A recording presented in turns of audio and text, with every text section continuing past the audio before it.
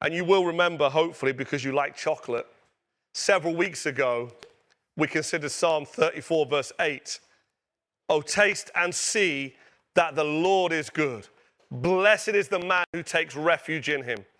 And in a rehashing of Jonathan Edwards, the great American preacher, for his application of this verse, we use chocolate rather than honey.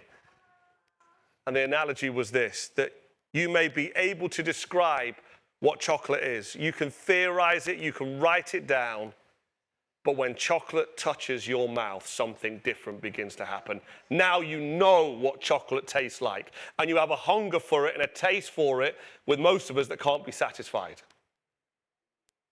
It brightens the eyes and awakens the mind and brings back memories, and as you taste it and it runs around your mouth, now you know what tasting is like. Now you know what seeing is like because you've experienced it. And friends, the gospel of God and looking to Jesus has to be ground zero at this. You have to experience him. To know him, not theoretically, not in doctrinal statements, though you must have that as a foundation, but you must know God experientially. That's what we get in the gospel. So that the reality of Psalm 73 verses 25 through to 26 becomes alive in our hearts. Alive. That we can say with the psalmist, oh God, whom have I in heaven but you? And who on the earth do I desire beside of you? There is nothing. For my flesh and my heart may fail, but you are my portion, the strength of my heart. Oh God, that is you and you alone. That's what happens when we taste and see the gospel. That's what happens when we look to Jesus. We realize we have a problem. There is no one like you, God. Unrivaled, incomprehensible in your glory and your majesty and your power and your holiness and your beauty and your goodness. God, there is none like you. None like you.